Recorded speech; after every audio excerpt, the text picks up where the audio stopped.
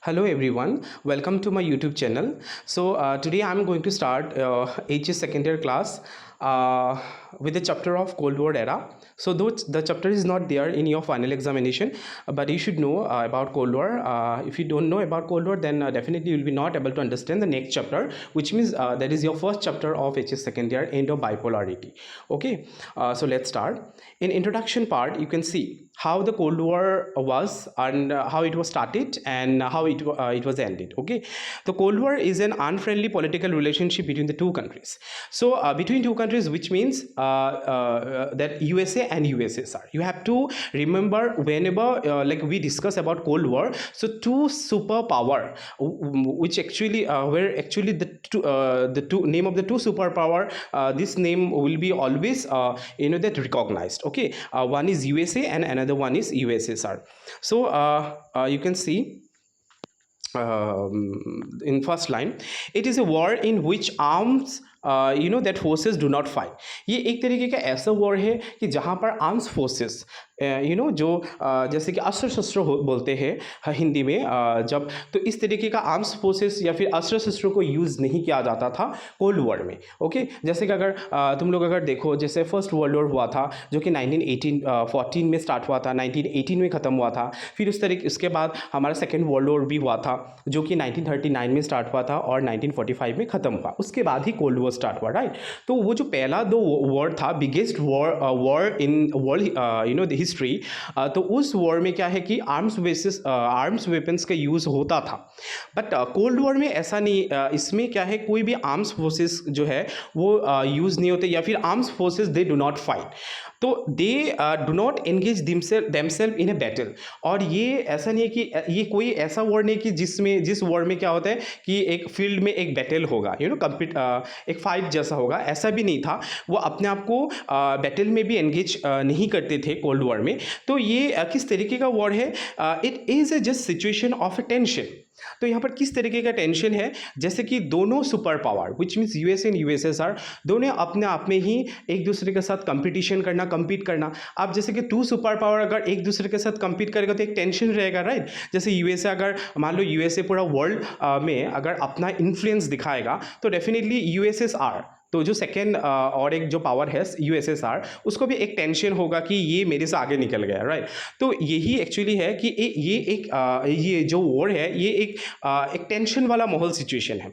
So it is not a hot war और an actual war. ये कोई hot war नहीं है और ये फिर एक्चुअल वॉर नहीं है. जो एक्चुअल वॉर अगर हम बोलेंगे तो वॉर का उसका मीनिंग क्या है कि जहाँ पर जब भी हम वॉर सुनते हैं तो वहाँ पर क्या होता है कि जैसे मान लो कि कोई फाइट होगा, दैट अस्त्र शस्त्र मतलब जो आर्म्स वेपन से फाइट युद्ध करेगा, इस तरीके का एक सिचुएशन आ जाता है, राइट, हमारा दिमाग में.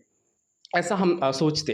But in cold war it is not like that. It is opposite of hot war, but it has all the features of war. But war actually में ये हॉट वॉर नहीं है या फिर जो बैटल वाला वॉर नहीं है, बट यहाँ पर क्या है, वॉर वाला ही एक सिचुएशन जो है, तो वो हम आगे जाके देखेंगे.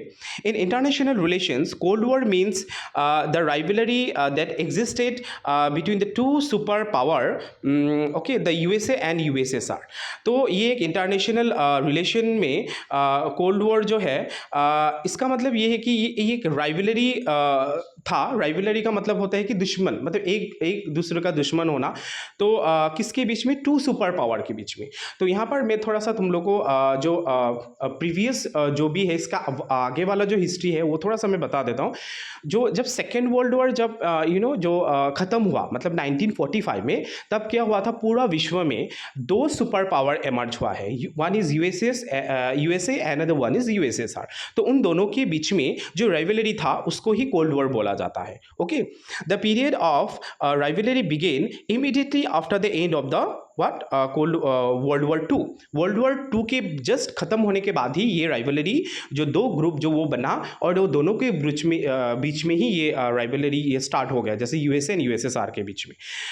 तो एलाइड पावर, आप यहाँ पर देखो एलाइड पावर जो दिया गया है, allied powers of the world war 2 में, जो वर्ल्ड वॉर 2 हुआ था वो दो पावर के बीच में हुआ था, ठीक है। कोल्ड वॉर का पहले वर्ल्ड वॉर 2 मतलब सेकेंड वर्ल्ड वॉर हुआ था, तो सेकेंड वर्ल्ड वॉर जो है वो दो पावर के बीच में हुआ था, one is allied power and other one is axis power. तो एलाइड पावर क्या है? The allied powers of the world war 2 included USA, UK, the USSR and France. तो you know that allied power वो है जो second world war में क्या था कि एक ग्रुप था, एक फ्रेंडली ग्रुप था। एलाइड का मीनिंग ही होता है क्या है? Friendly nature, friendly. ओके, तो ये फ्रेंडली एक जोन था, एक फ्रेंडली एक ग्रुप था जो कि किसके अगेंस्ट में बैटल हुआ था सेकेंड वर्ल्ड वॉर में? एक्सेस पावर के अगेंस्ट में। तो एक्सेस पावर कौन है? तो एक्सेस पावर हम देखते हैं यहाँ पर, they defeated the axis power namely Italy, Germany and Japan.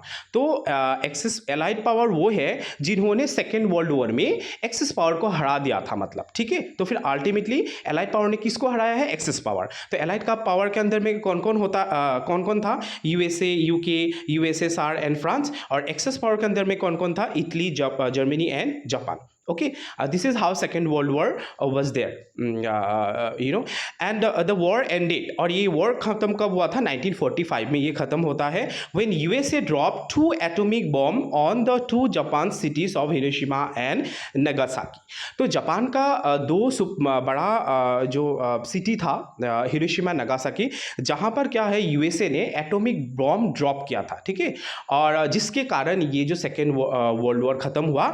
And उसके बाद धीरे धीरे क्या है कि जब सेकेंड वर्ल्ड वॉर खत्म होने के बाद पूरा वर्ल्ड जो है वो दो हिस्सों में डिवाइड हो गया था, एक है ईस्टर्न ब्लॉक एंड दूसरा है वेस्टर्न ब्लॉक।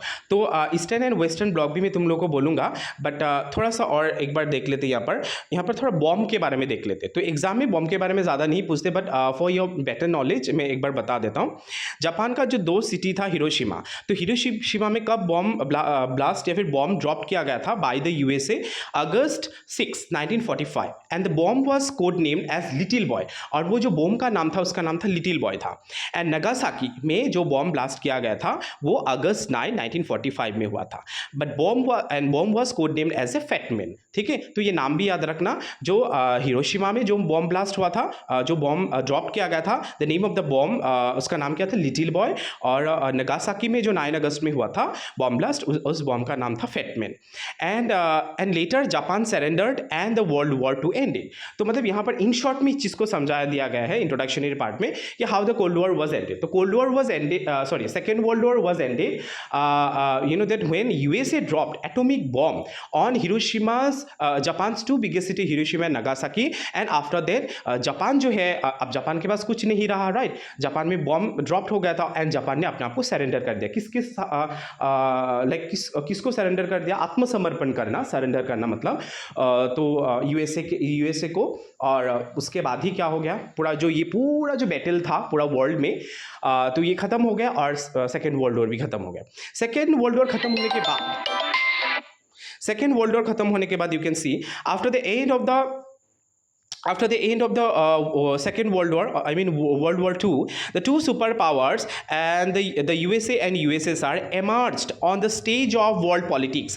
पूरा वर्ल्ड में यही दो सुपर पावर बाकी रह गया और उस स्टेज में सिर्फ यही दो सुपर पावर था। It was also emerge of 2 super power blocks, और जिनको 2 सुपर पावर ब्लॉक्स नाम से ये एमर्ज हुआ है, मतलब इसका क्रिएशन हुआ है। और एक इस ब्लॉक को क्या बोला जाता है? एक पहला जो ब्लॉक है वो है यूएस, वो है कैपिटलिस्ट ब्लॉक, जो कौन लीड करता था? USA.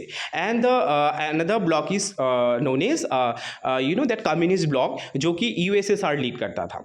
The rivalry between the 2 blocs lead to the emergence of the cold war. तो वो भी हम और ये दोनों के बीच में ये दोनों जो ब्लॉक के बीच में जो राइवलरी था, उसी से ही हमारा जो कोल्ड वॉर का स्टार्ट होता है। ओके, अब यहाँ पर ब्लू स्काई कलर का वो बॉक्स में तुम लोग ये देखो, यहाँ पर दिया हुआ है, जहाँ पर थोड़ा इम्पॉर्टेंट कोट किया गया।